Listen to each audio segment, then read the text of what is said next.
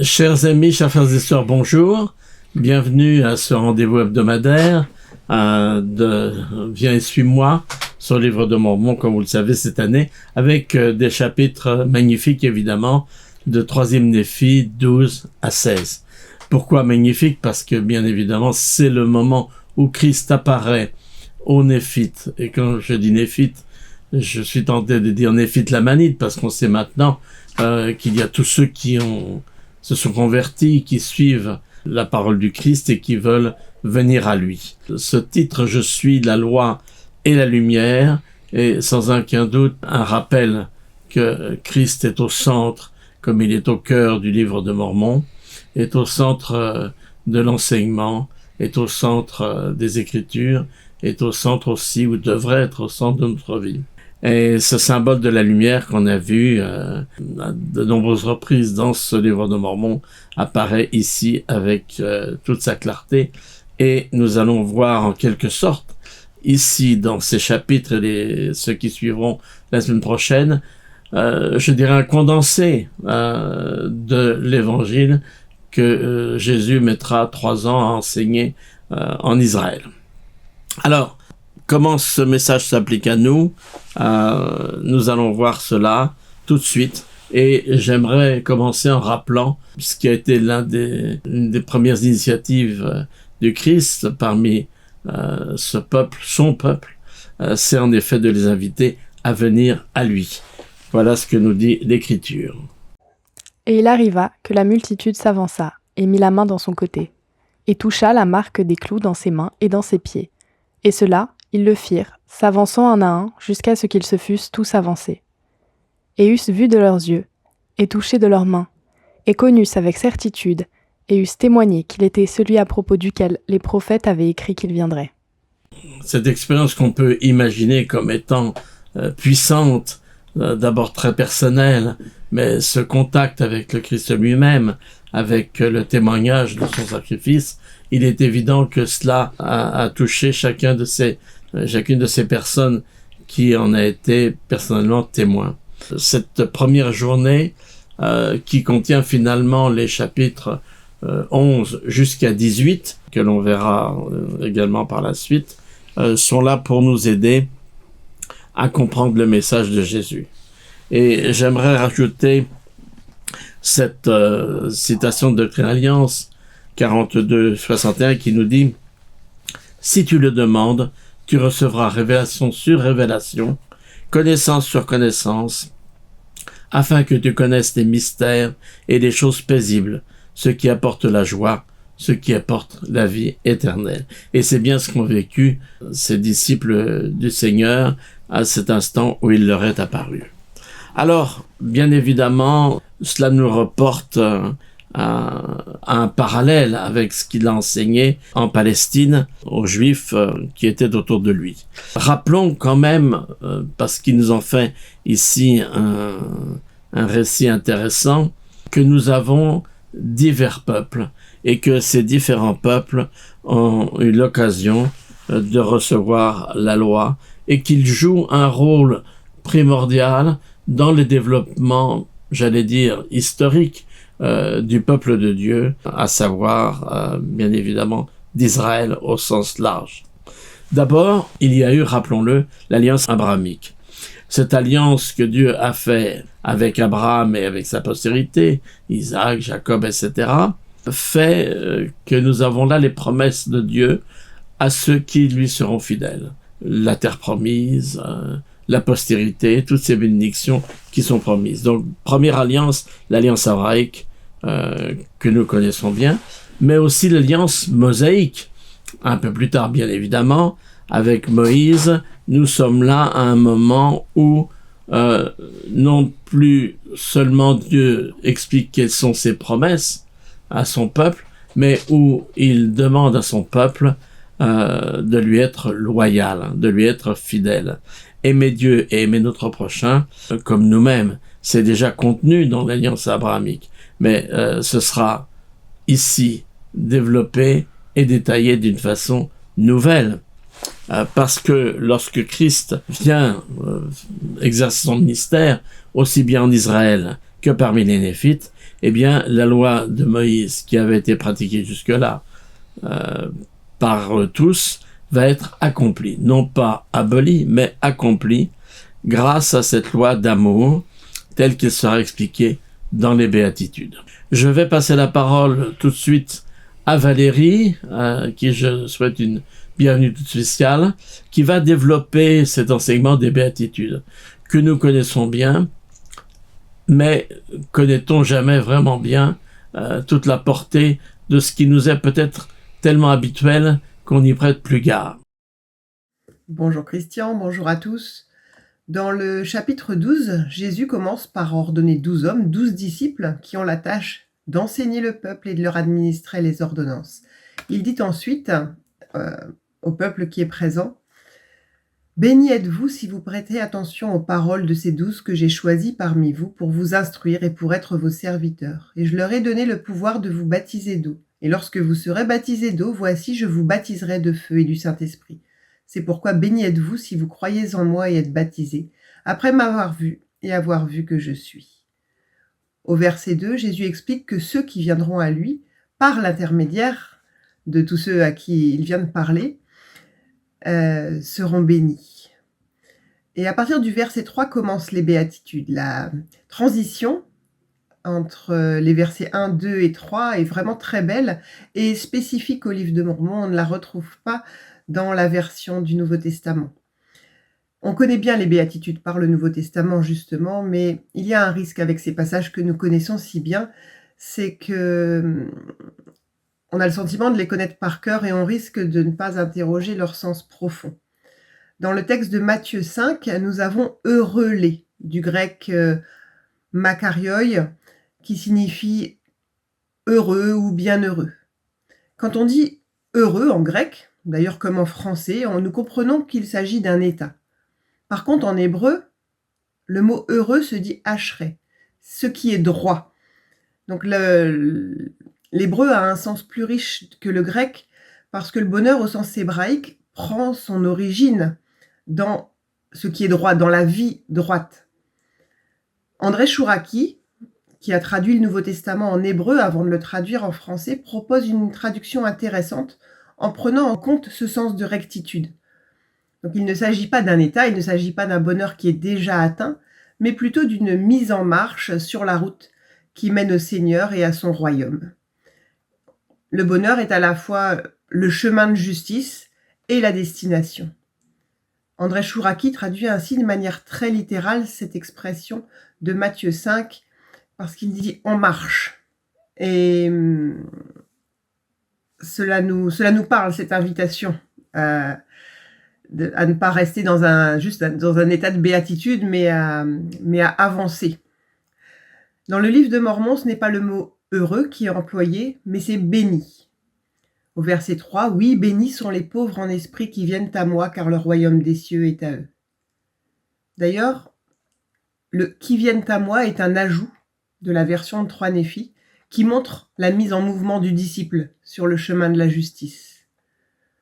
Et au verset 5, « Bénis sont ceux qui sont doux, car ils hériteront la terre. » On voit bien que le bonheur vient à la fin, après avoir accompli notre devoir.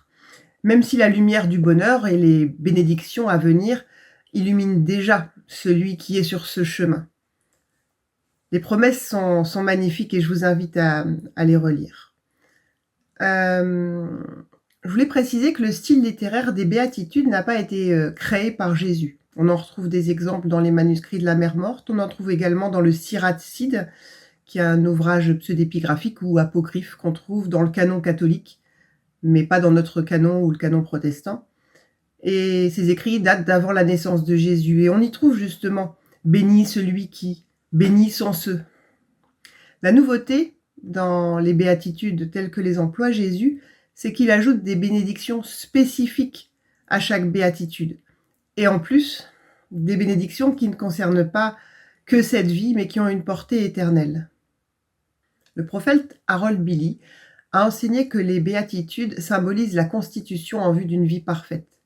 Il a précisé que 4 d'entre elles nous concernent personnellement, et c'est ce que vous pouvez trouver dans la colonne de gauche, et que 4 ont trait à nos relations avec les autres, et on les a regroupées ici dans la colonne de droite. En observant ce tableau, on remarque que les promesses sont faites au futur, c'est-à-dire qu'on n'est pas encore parvenu au résultat, même si pour certaines d'entre elles, on peut y goûter, déjà en avoir un avant-goût dans cette vie. Mais en tout cas, le résultat est une destination finale auquel on se prépare par une vie de service et d'effort. On a déjà vu la première, là dans la colonne de gauche. Je vais prendre les suivantes. « Bénis sont ceux qui pleurent, car ils seront consolés. » J'aime bien la double dimension justement temporelle, parce qu'elle s'applique à nous dès à présent. On peut déjà obtenir de la consolation par le sacrifice expiatoire de Jésus-Christ. Mais il y a également cette promesse qu'on retrouve dans l'Apocalypse que, à la fin des temps, Jésus essuiera toutes les larmes de nos yeux. Donc à chaque fois, il y a cette double tendance. Ensuite, « Bénis sont ceux qui ont faim et soif de justice, car ils seront remplis du Saint-Esprit. » À nouveau, c'est applicable dès cette vie. « Bénis sont ceux qui ont le cœur pur, car ils verront Dieu. » Évidemment, l'application complète ne concerne que la vie d'après, mais il y a des écritures dans Doctrine Alliance qui parlent de cette idée de voir Dieu dès cette vie. Vis-à-vis des autres, bénis sont les miséricordieux, car ils obtiendront miséricorde. Bénis sont ceux qui procurent la paix, car ils seront appelés enfants de Dieu. Bénis sont ceux qui sont persécutés à cause de mon nom, car le royaume des cieux est à eux. Ces béatitudes sont belles et les promesses qui sont faites sont vraiment puissantes, et on peut les méditer et réfléchir à comment elles peuvent s'appliquer à nous dès à présent, et surtout comment elles pourront s'incarner pour nous dans la vie éternelle. Avant de revenir sur certains points développés par Jésus dans son enseignement au temple d'abondance, il paraît important d'examiner le tout dernier verset du chapitre 12, c'est-à-dire le verset 48. « C'est pourquoi je voudrais que vous soyez parfaits, tout comme moi ou comme votre Père qui est dans les cieux est parfait. » C'est un verset souvent mal compris. Il est à noter que le texte biblique est différent.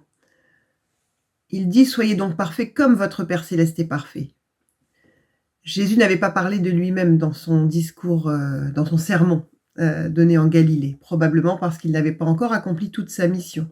Mais lorsqu'il s'adresse au sein du nouveau monde, il a pris sur lui les péchés du monde, il est mort, il est ressuscité, et il peut donc s'inclure comme étant parfait, comme son Père céleste l'est déjà. Il faut préciser que ce sens de parfait n'est pas exactement le même en ce qui concerne l'homme qu'en ce qui concerne Jésus ou notre Père céleste. Il n'est pas question pour nous d'être parfaits comme eux, en tout cas pas aujourd'hui. Il faut y entendre autre chose. Et pour nous y aider, justement, il y a tout ce développement des béatitudes et la reprise par Jésus de la loi mosaïque, une loi qu'il a lui-même donnée en son temps. Et il explique que cette loi est accomplie et non abolie. La signification est double. Les rituels de la loi, c'est-à-dire ce qui concerne les sacrifices, sont accomplis au sens qu'ils ont cessé, puisque l'événement vers lequel ils pointaient, le sacrifice expiatoire du Christ, a eu lieu. Par contre, il y a une autre dimension de la loi, c'est-à-dire la loi éthique, la loi morale. Et elle est accomplie au sens où elle est élevée à un niveau supérieur. Elle est élevée au niveau de la loi spirituelle. Dans toute cette série où Jésus dit « Vous avez entendu qu'il a été dit aux anciens », Jésus précise ensuite « Mais moi je vous dis que ». Ça commence à partir du verset 21. Et par ce « Mais moi je vous dis que », Jésus démontre son autorité. Ce qui d'ailleurs sera assez mal perçu par son auditoire dans le Nouveau Testament. La loi mosaïque est donc accomplie. Elle est dépassée en quelque sorte. Elle nous invite à aborder nos engagements avec un esprit nouveau.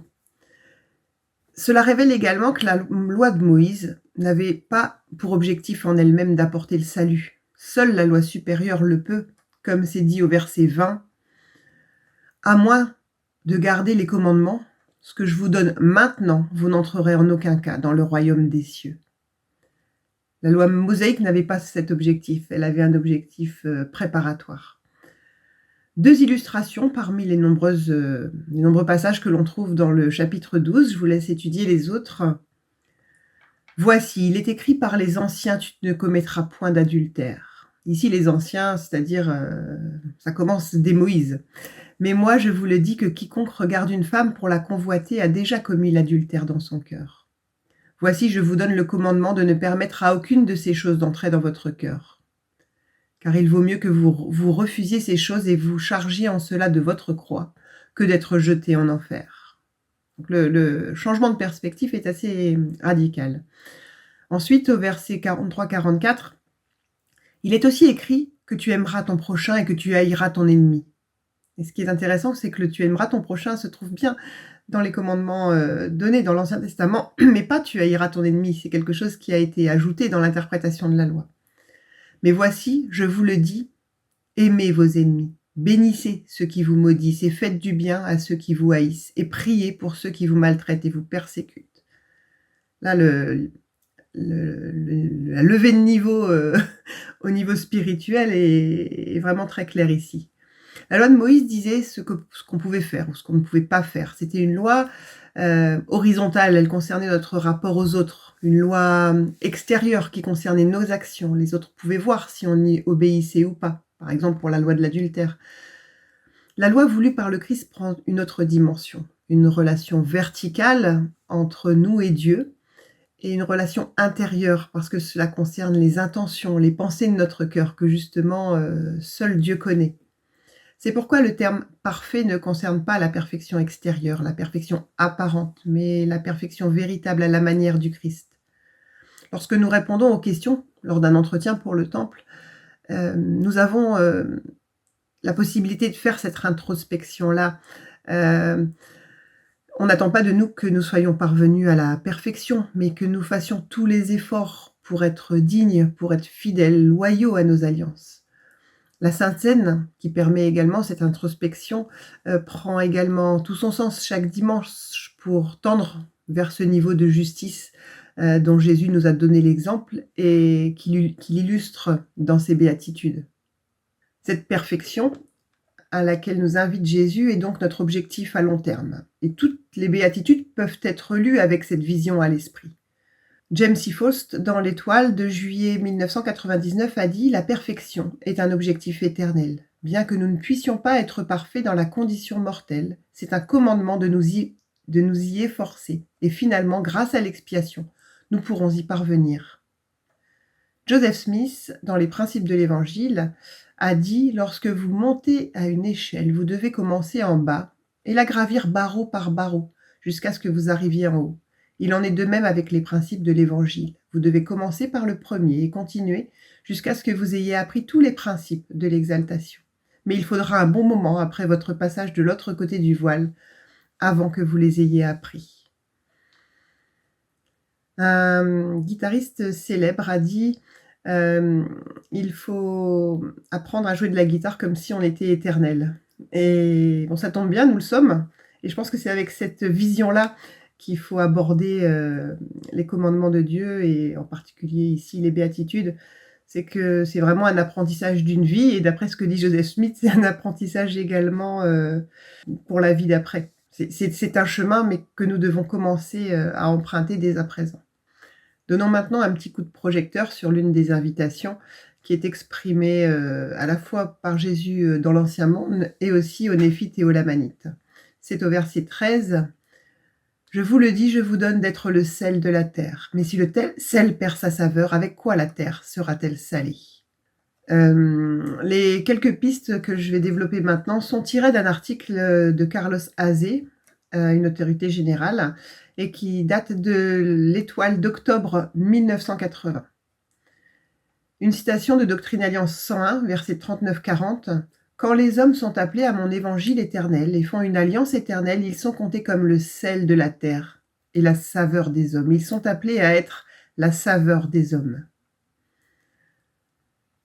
J'aime bien la consonance assez similaire avec une autre écriture où on est appelé à être des sauveurs d'hommes, mais certainement qu'une interprétation ici. Je vous laisse voir comment nous pouvons être la saveur des hommes.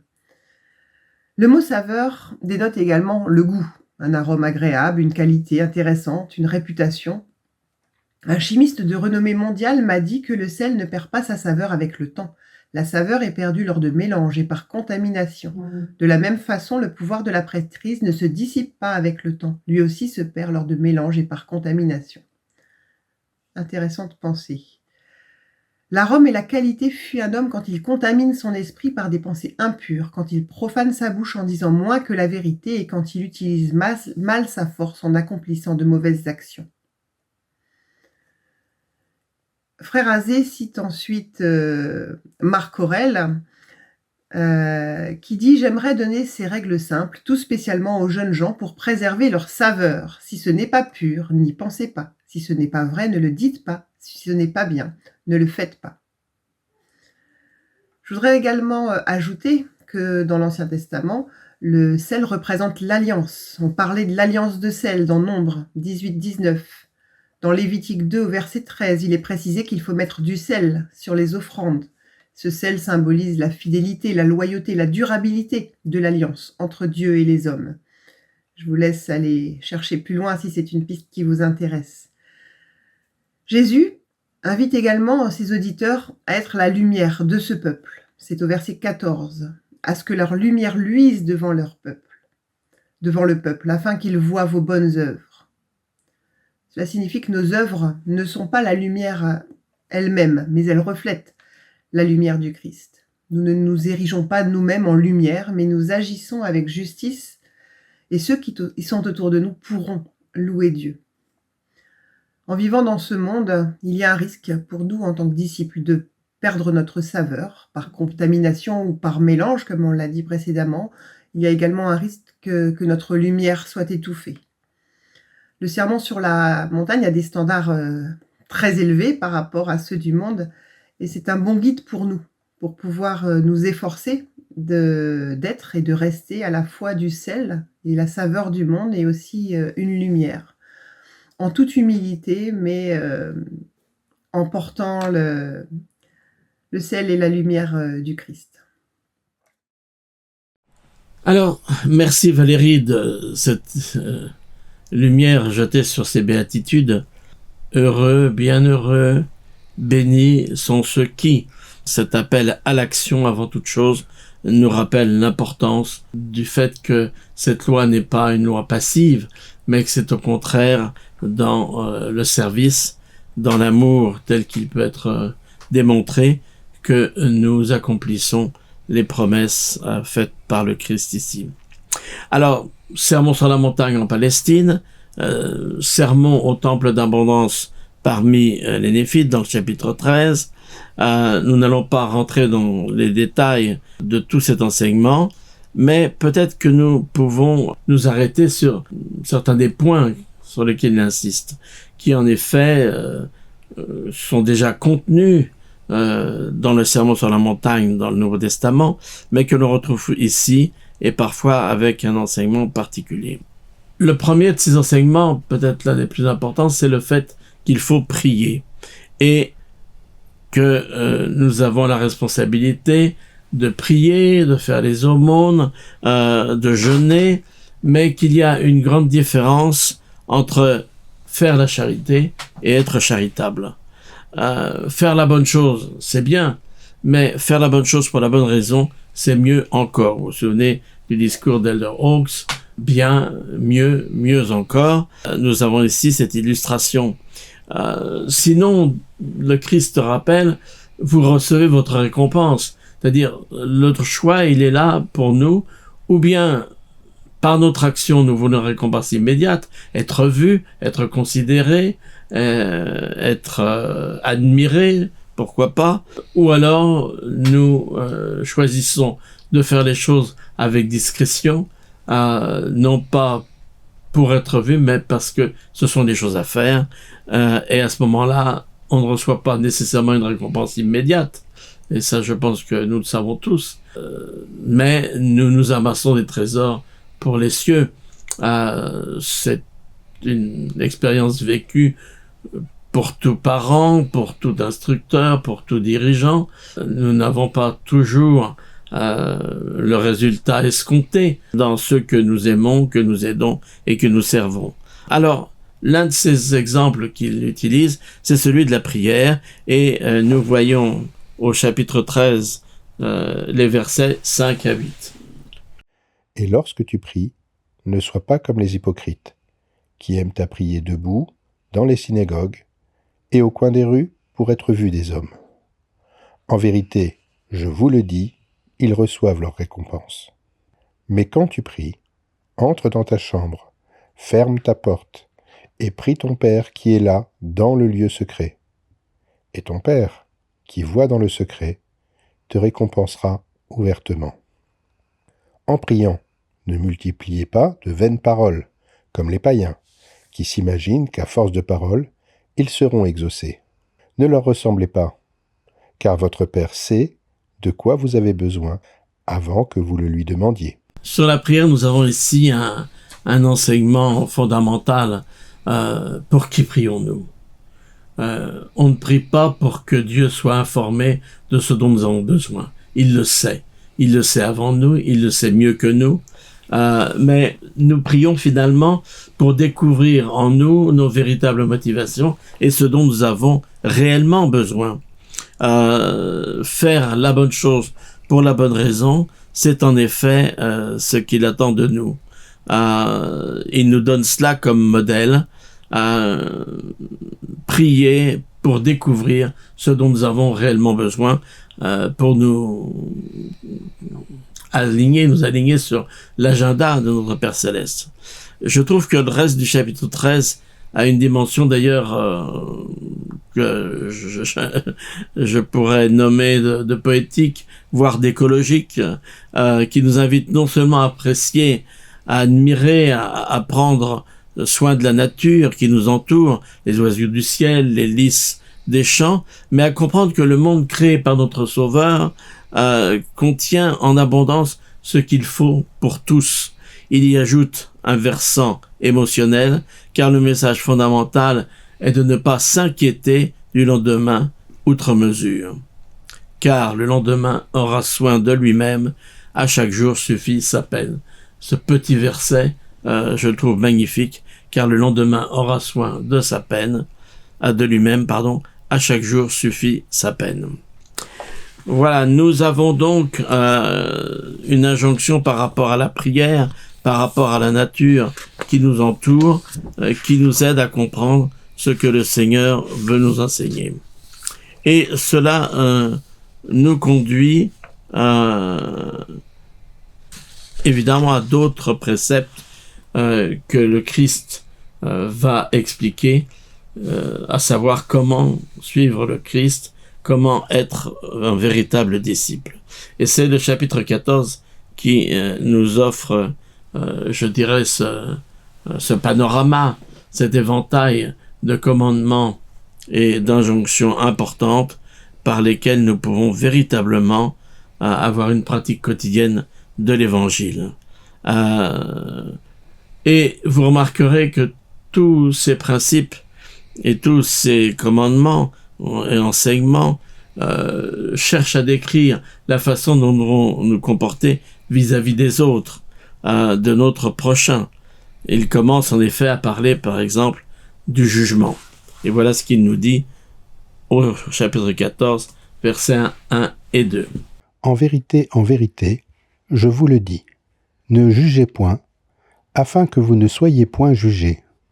Car on vous jugera du jugement dont vous jugez, et l'on vous mesurera avec la mesure dont vous mesurez. Je trouve ça vraiment puissant de nous faire comprendre que notre façon de nous comporter vis-à-vis des autres nous reviendra d'une manière ou d'une autre. Et je pense qu'on en a fait toute l'expérience. Il y a bien sûr la règle d'or, tout ce que vous voulez que les hommes fassent pour vous, faites-le de même pour eux, car c'est la loi et les prophètes.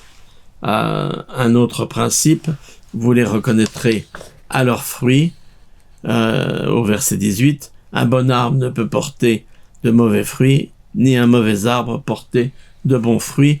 Vous reconnaîtrez les prophètes à leurs fruits. Et il continue avec d'autres principes, en particulier le service vrai ou le service, j'allais dire factice.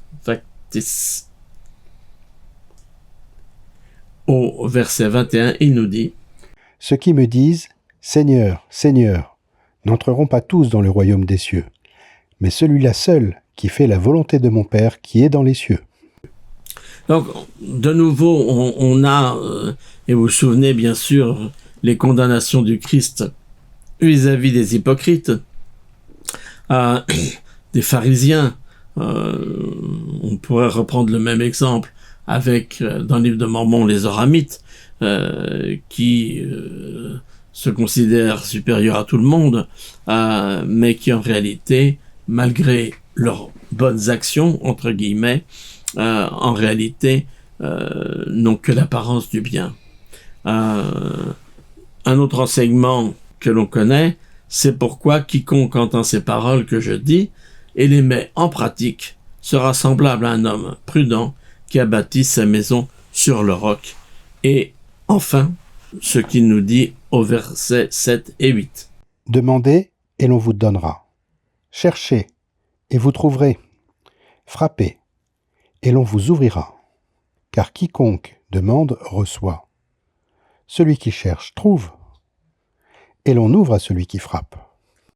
Alors, j'aime beaucoup ce passage qui, évidemment, est une redite par rapport au message pour les Juifs en Palestine, mais je trouve qu'il y a une gradation. Demander, chercher, frapper. Demander, on pourrait penser qu'il s'agit de demander pour recevoir. C'est peu de choses. On fait sa liste d'un petit peu souvent la façon dont nous parlons et dont nous prions.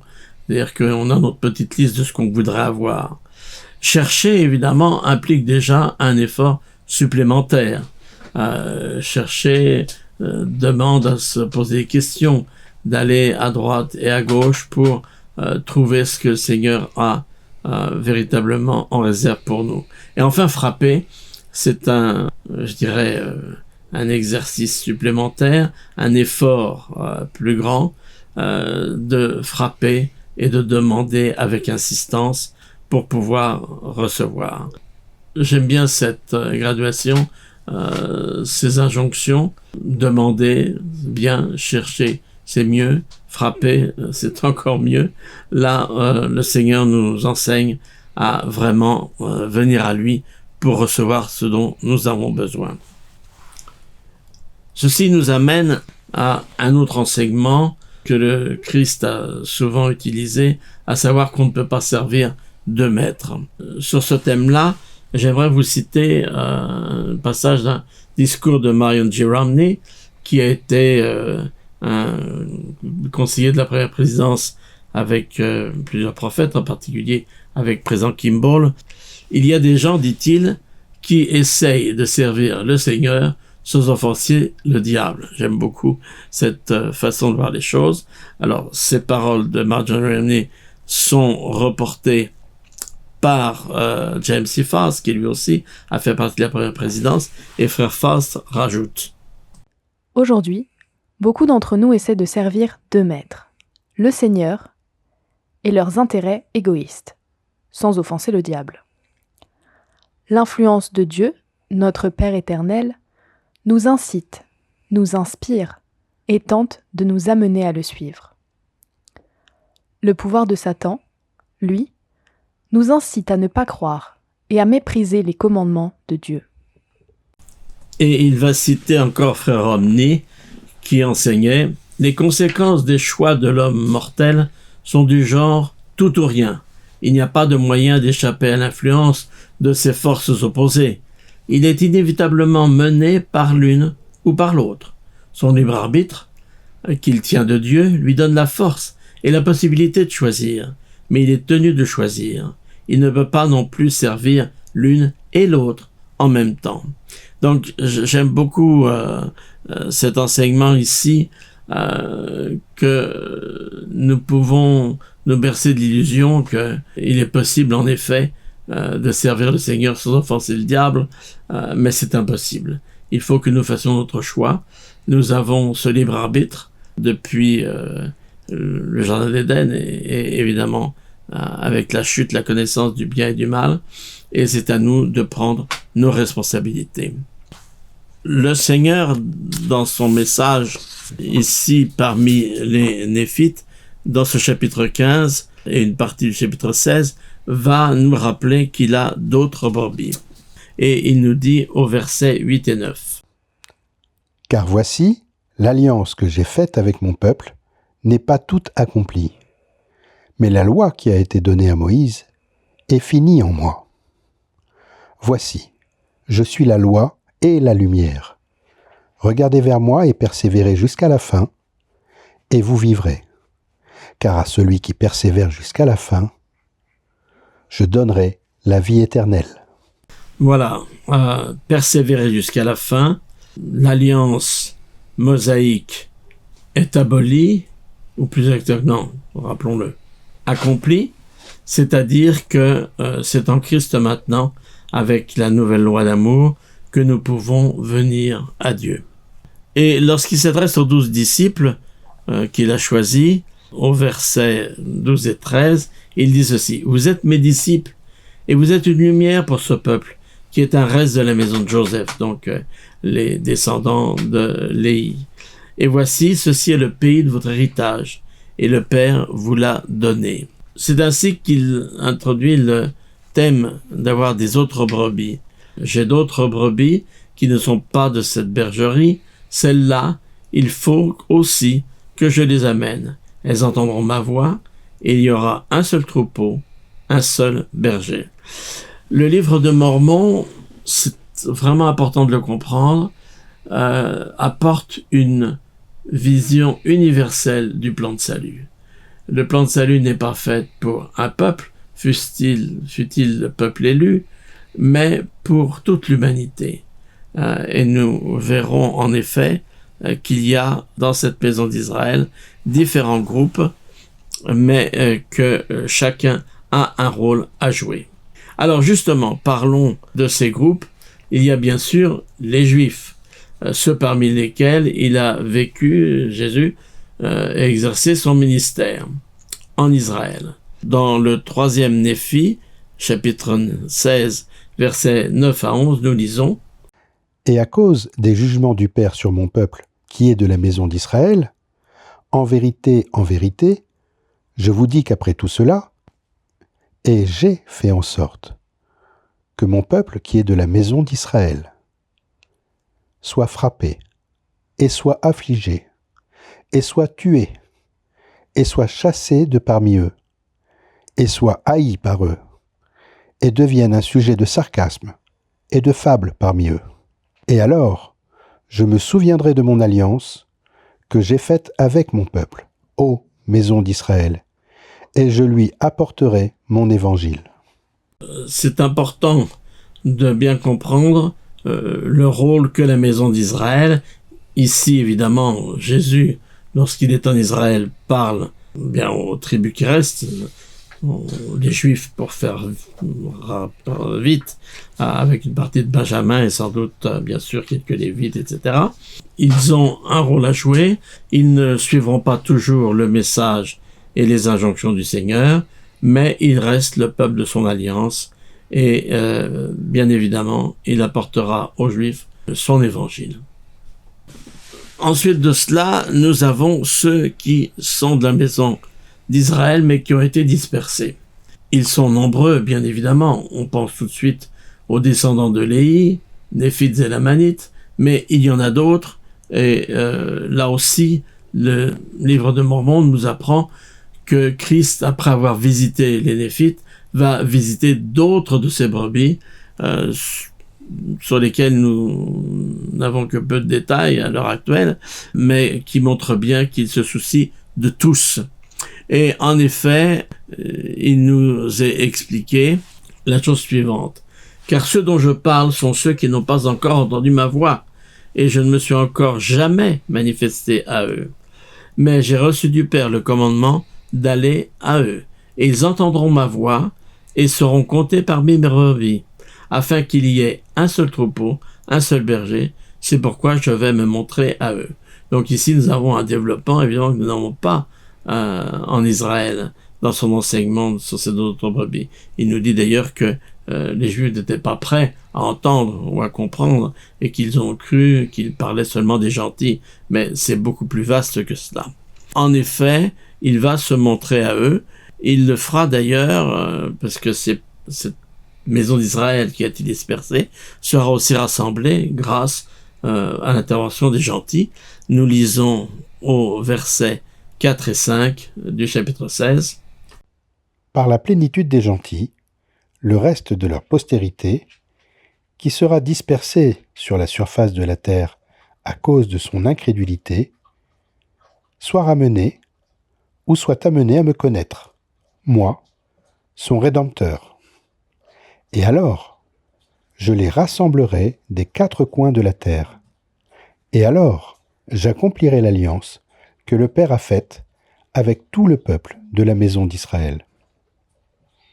Cette partie dispersée, et on pourrait bien sûr évoquer ici l'enseignement de Jacob au chapitre 5, avec l'allégorie de l'olivier sauvage et de l'olivier franc. Beaucoup ont été dispersés, mais ils seront rassemblés. C'est une chose importante que de comprendre cela. Et alors nous arrivons au troisième groupe, si je puis dire, les gentils eux-mêmes. Gentils signifiant non-juifs, pas de la maison d'Israël. Le rôle de ces gentils est aussi tout à fait important. Au verset 6 et 7, il nous dit « Et bénis sont les gentils à cause de leur croyance en moi, dans et par le Saint-Esprit, qui leur témoigne de moi et du Père. Voici, à cause de leur croyance en moi, dit le Père, et à cause de ton incrédulité, ô maison d'Israël, dans les derniers jours, la vérité parviendra aux gentils, afin que la plénitude de ces choses leur soit révélée. » Donc vous voyez qu'il y a un rôle que les gentils vont jouer dans cette histoire de la maison d'Israël, ou cette histoire, je dirais plus largement, universelle du salut. Donc ils deviendront partie intégrante par adoption à la maison d'Israël, et donc héritiers des promesses qui sont attachées. Cependant, tous ces gentils ne resteront pas dans les derniers jours, fidèles à leur mission. Au verset 10, nous lisons « En ce jour-là, lorsque les gentils pécheront contre mon évangile et rejetteront la plénitude de mon évangile, et seront enflés dans l'orgueil de leur cœur par-dessus toutes les nations et par-dessus tous les peuples de toute la terre, et seront remplis de toutes sortes de mensonges et de tromperies et de malfaisance et de toutes sortes d'hypocrisie et de meurtres et d'intrigues de prêtres et de fornication et d'abominations secrètes, et s'ils font toutes ces choses et rejettent la plénitude de mon évangile, voici, dit le Père, j'emporterai la plénitude de mon évangile de parmi eux. » Voilà, alors ici, bien évidemment, nous avons une allusion à, j'allais dire quasiment 20 siècles, non pas d'une apostasie universelle, mais d'une grande apostasie. Pourquoi ? Eh bien, nous le savons, avec la mort des apôtres, avec la disparition d'un certain nombre de principes, avec le mélange de la loi divine et des philosophies des hommes, nous avons abouti au fil des siècles à des abus, à des choses qui, hélas, font partie du mensonge, de la tromperie, de la malfaisance, de l'hypocrisie, etc., voire pire, de meurtre et d'intrigue de prêtres. C'est donc cette grande apostasie qui est décrite ici, mais pas seulement, parce que nous avons, n'oublions pas, le message ici de ce qui se passe à notre époque dans le monde qui est le nôtre. Encore une fois, cela nous rappelle Jacob au chapitre 5. Alors, que conclure ? Il n'y a probablement pas de meilleure conclusion que ce que Christ fait en citant Ésaïe qu'il aime beaucoup, nous le savons, où il dit « La voix de tes sentinelles retentit. Elles élèvent la voix, elles poussent ensemble des cris d'allégresse, car de leurs propres yeux, elles voient que le Seigneur ramène Sion. Éclatez ensemble en cris de joie, ruine de Jérusalem, car le Seigneur console son peuple, il rachète Jérusalem. Le Seigneur découvre le bras de sa sainteté aux yeux de toutes les nations, et toutes les extrémités de la terre verront le salut de Dieu.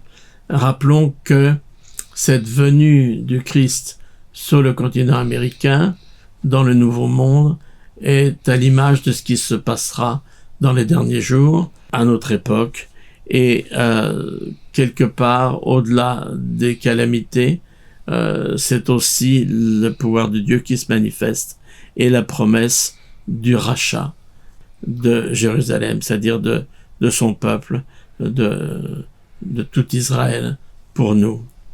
Pas étonnant, évidemment, que notre prophète d'aujourd'hui, président Nelson, insiste tant sur le rassemblement d'Israël, disant que c'est l'œuvre la plus grande, la plus glorieuse de ces derniers jours.